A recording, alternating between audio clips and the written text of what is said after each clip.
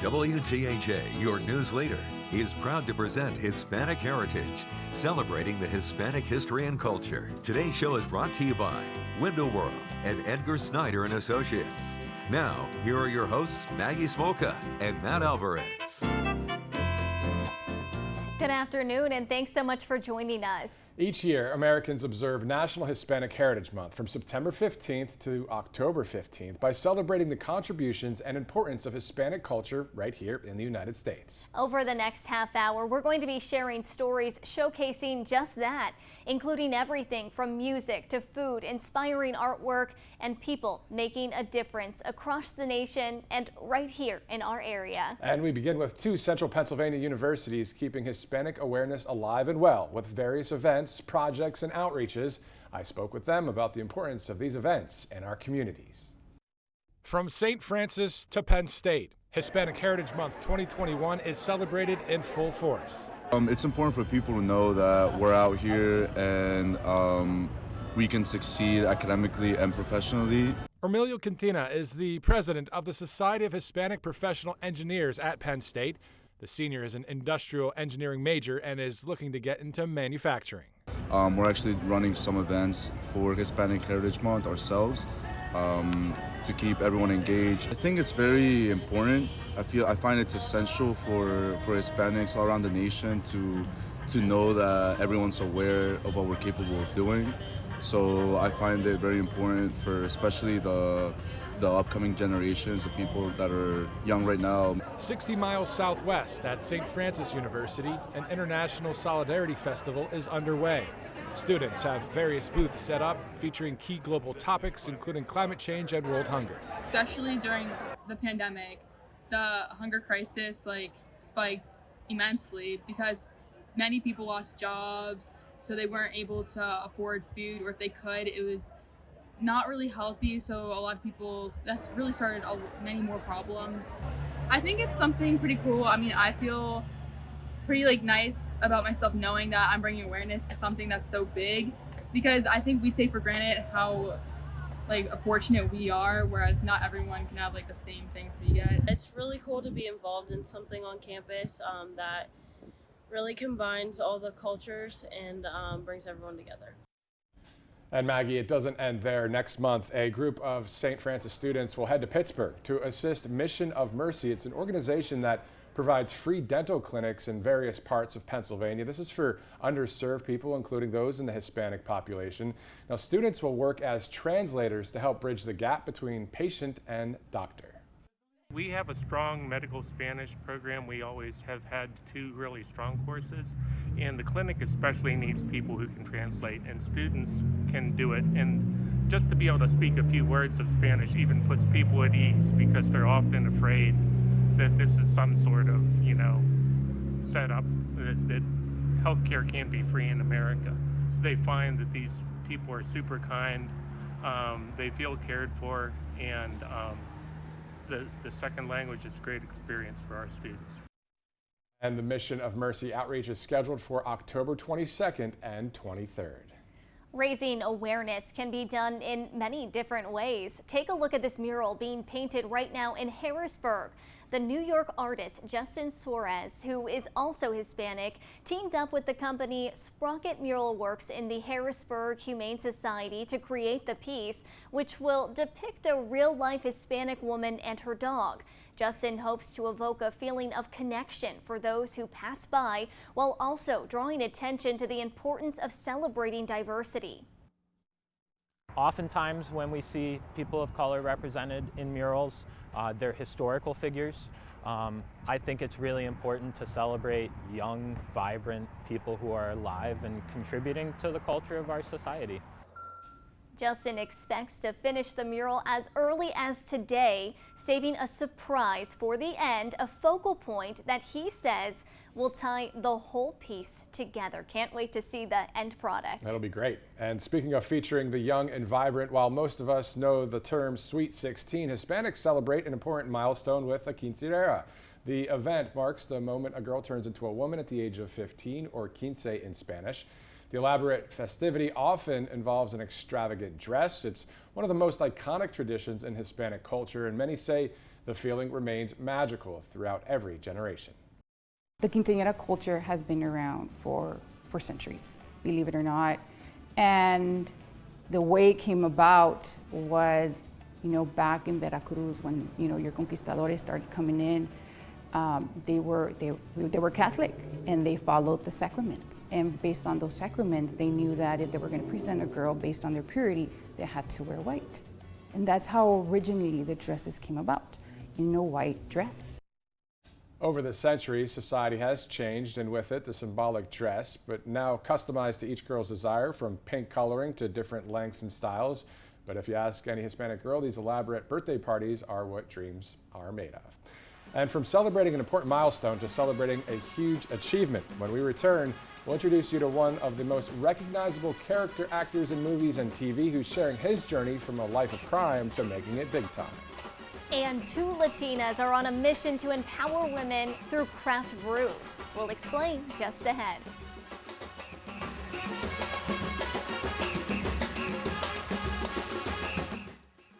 You're watching Hispanic Heritage on WTAJ, your news leader. Welcome back. This next story is inspiring, to say the least. Danny Trejo is one of the most recognizable character actors in movies and TV, but his road to success wasn't an easy one. And Sam Rubin chatted with the actor about his life of crime and road to redemption. He's played countless tough guys on the big and small screen. I played inmate number one. I played bad guy. I played Chicano dude. I played guy with tattoos. I never had a name. Now he's one of the biggest names in Hollywood. In town, Danny Trejo is known as the nicest bad guy, someone who's always giving back to his community. Everything good, Sam, that has happened to me has happened as a direct result of helping someone else. Everything. That's the way I live. But he didn't always live that way. Trejo spent his youth in and out of prison. You have to understand, in 1968, I didn't know if I was going to live another day. But he turned his life around, getting sober and becoming a drug counselor. And it was helping others trying to stay clean that led him to the set of the 1985 film Runaway Train. I walked onto this movie set. Guy says, "Hey, do you want to be in this movie?" And I said, "What do I got to do?" He says, "Be an extra. Can you act like a convict?" I almost started laughing, right? I've been in every institution in the state of California. I'll give it a shot. That one shot led to a career spanning over 3 decades with over 300 TV and film credits, including Machete and the popular Spy Kids films. What does it feel like to you to be that guy from Spy Kids? I think it's such an honor. I still got kids 5 and 6 years old coming over. "Uncle Machete, I love you." I mean, it's like such a blessing. In addition to the big Hollywood career, Trejo is also a successful restaurateur. We're in one of your restaurants. Yeah. The fact that we could be in one of 4 locations right now. Right. And that's not counting the ghost kitchens. And the donut shop. And the donut shop, which is a personal favorite. This is a commercial business. People come here and they buy their food. But you guys give an awful lot back. Oh, yeah. Anytime people call us, "Hey, we're having this fundraiser, blah, blah, blah." Okay, we'll send tacos or we'll send bowls. That's what we do. That's why we're in business. This is all terrific. When you see your happy customers, when you see families coming in, what do you think?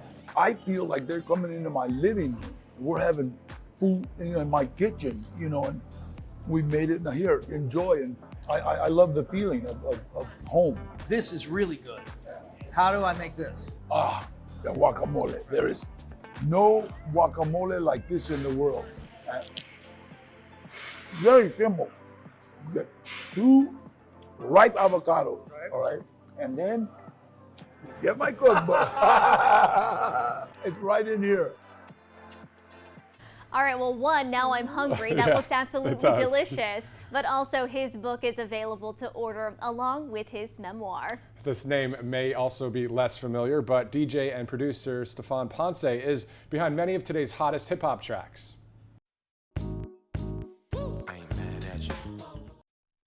Ponce has collaborated with Chance the Rapper, Childish Gambino, and Vic Mensa, just to name a few. Now, in his 30s, Stefan has been making music since he was a teenager in Chicago, starting out by messing around on the GarageBand on his computer. He says his parents' Mexican roots absolutely plays a big role in his identity and his love for Latin music, and greatly influenced the music he makes today. I don't know if you've ever seen like a salsa band like really kill it. It's amazing and it's beautiful. And I think I try to always consider that when making music and how that translates live. Ponce lives in Los Angeles now, but returns to Chicago often to work on his music and to visit his 2 young sons. He also is a live DJ and a key player in Chicago's underground hip-hop scene. Music in every culture is really ever-changing, but one mariachi ensemble is making quite an impact. Hear how they're inspiring a new generation of Latinas. Do the first measure. It takes practice and a lot of heart to make the kind of music that has elevated all 11 of these women to become one of the most sought-after mariachi bands in the Midwest. I remember having this idea, I think I was like around 17. But it wasn't until 3 years ago that Yvette Herrera helped launch Mariachi Sirenas. If you're wondering what that means, Sirenas means mermaids. But no matter what language you speak, they've made a splash on a traditionally male-dominated industry. Half of the girls have full-time jobs, and then the other half are in college, and I have 1 high schooler. So between sneakers and book bags, every week is packed with gigs. And if we're lucky, we get Mondays off. But it hasn't been easy. They had to first win the support of their peers. I would get a lot of, but you guys are just women. Why are you guys charging that much? And then the public, who was used to the deeper tones of all male mariachi performers. Now it's more of, oh, you guys are actually busy. That's interesting to know that you guys actually have work. And while they're the only all-female mariachi group in Chicago, women have contributed to this style of music for generations. There have been female mariacheras. There have been female mariachi groups. A female mariachi group actually went to Vietnam to play for the troops in the USO show. A lot has changed since then. Just like our trajes in itself, it's not the original cut that's just a straight skirt cut. We have more of a mermaid skirt. Do your hair however you're feeling. If you want to have it up, have it up. If you want to have it down, have it down. Just, you know, make sure it's you. We want to make sure that we feel comfortable with ourselves while we're performing and not just putting on a literal mask to fit this idea of what traditional mariachi women should look like. Las Sirenas have for the most part stuck to tradition, keeping music lyrics with just slight adjustments to the sound. It's hard, especially for the trumpets, because their range, they can only go so high. And once you switch it to a female key, it's kind of rearranging their instrumentations, their adornos there. Yeah, it's fun though. Yes, mermaids are known for pushing the envelope a bit. Legend has it they sometimes lure sailors to danger. But in this case, Las Sirenas' main goal is to sing at one of Chicago's most iconic landmarks. We want to perform in Millennium Park. Yeah, it's our goal. Sí, señor! And boy, do they sound amazing. They're awesome. Well, still to come, inspiring women through beer. We're going to take you to Mujeres Brewery and introduce you to the owners, making it their mission to empower others. And helping migrants from the heart of Happy Valley. We'll show you what this student has created to do just that.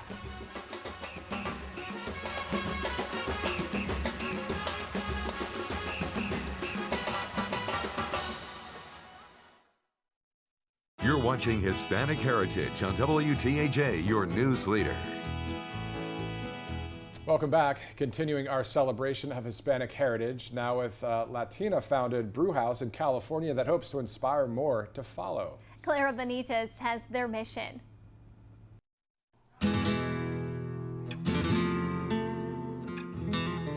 In the heart of Barrio Logan, you'll find Mujeres Brewhouse,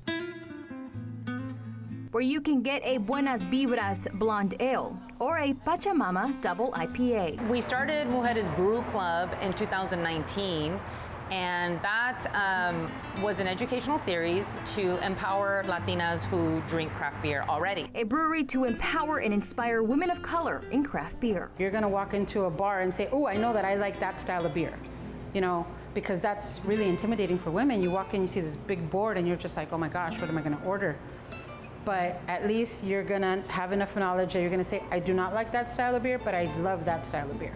And that's what we're trying to do here, and that's what we're trying to teach. Owned and operated by two Latinas, Carmen Favela and Estela Davila. When I grew up here, obviously it was very rough. You know, a lot of gang activity, a lot of violence. Davila growing up just a block away from the brewery, and says she couldn't be happier to be giving back to her neighborhood. The fact that Carmen and myself were able to bring this to this community is very, very important, because a lot of people think, oh, well, you know, barrio, but it's changing so much, and it's changing so much for the better that, you know, we couldn't be more proud to bring this here. The brew house filled with Latino-inspired art, including a mural representing the Mujeres logo. If you go back in history, Ninkasi is the beer goddess, I guess you could say. And so that's kind of where the inspiration comes from. Inspiration to continue to empower women of color in craft beer. After the break, we're talking Spanish cuisine and how one food truck owner is spicing up his recipes while helping others in the process.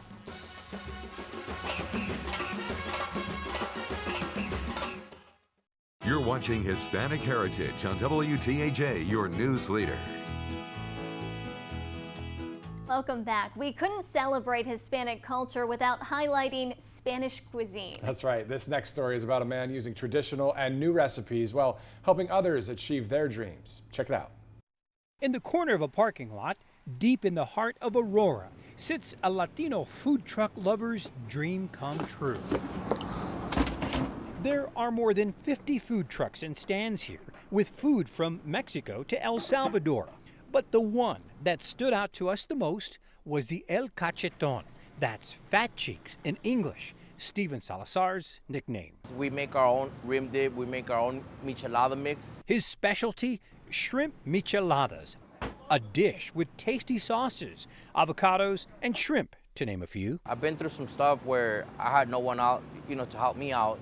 So I know it's pretty rough at times, Hi, how are you guys? In talking to Salazar, we learned he loved helping out younger people just starting out on their own, like Juan Soto. And today I also have like the mix, Skittles, extreme strips. Salazar reached out to help Soto. So the peach rings and then the strawberries. At his Juancho's spicy candy stand right across from his own food truck. It's been going really good. Soto says the lessons have been priceless. It just helped me understand that we all have to succeed in some way. We all have to learn how to sell something so that we can live our life. Salazar, who had had run-ins with the law in the past, decided to turn his life around. And I remember my grandfather always saying, if you can't help people out, it's in our roots, it's who we are. He's also helped Tanya Vargas at her Tacos El Rey Diesel food truck. When he got here, I was a little slow in my business, but then he would start promoting me a little bit on his page. Little by little, I was able to get more customers as well, but I needed that extra push. And Salazar has pushed himself into more than just Mexican food. Turns out Chubby Cheeks also makes amazing mini pancakes. Yeah, you don't see a guy like me selling mini pancakes, but it's always the first time for everything. They really are selling like hotcakes. Literally for 3 months, we were just every weekend catering for 3 months. Pancakes. Salazar was a little surprised too. His rough life now turned around with love of food and helping others along the way, just like Grandpa wanted him to do all along. Who doesn't like a good pancake, Oh, right? it looks delicious. It does. Here in Central PA, a Penn State PhD student is using his knowledge to help migrants at the border by creating specialized maps, all to help keep them alive. Third-year student Gabriel Aguilar conducts research and consults humanitarian aid organizations, all to improve mapping for the migrants. Now, Aguilar says he creates maps that show where migrants have died, but also where water stations are, so people have access to that water. go on water runs with them, check things out, and look at the documents printed for migrants, such as maps and other things that help them find humanitarian aid. And I look at the ways to diversify that information. Aguilar says he's also worked with Humane Borders based in Tucson, Arizona, who helps migrants along the border. A number of students and staff at St. Francis University are very active in celebrating Hispanic Heritage Month, from events, outreach programs, studying abroad, and learning Spanish. Associate Professor of Spanish Larissa Hernandez, who's originally from Costa Rica, says it's great for everyone to experience variety, including in the Hispanic population, and that the word Hispanic can mean so many different things, and that it's important for everyone to be aware of that. We have a number of international students that are from Latin America. We have a number of students that are American citizens but identify as Hispanic. So it's very important to cater to that population, make them feel, welcome and seen, right? We also have, during the International Solidarity Festival, we are dedicating some of that time to raising awareness to Hispanic populations and Latin American regions. I think it's really important to understand how much of the Hispanic heritage is still alive in the United States today and how much influence that we have, and really understanding that Hispanic heritage really impacts a lot of the United States culture that we celebrate today as well. Hart says she'll participate in the Mission of Mercy in Pittsburgh next month, translating for the Hispanic population who will be attending a dental clinic geared towards underserved communities. And we want to thank you so much for joining us in celebrating such a rich and vibrant culture. We hope that you enjoyed learning about the importance that Hispanic culture has had on our nation and continues to have today. If you missed any of our show or want to learn more, just visit our website, wearecentralpa.com, and click on the Hispanic Heritage Month category under the News tab. We hope you have a great night, everybody. Thanks for watching Hispanic Heritage. Today's show has been brought to you by Window World and Edgar Snyder and Associates.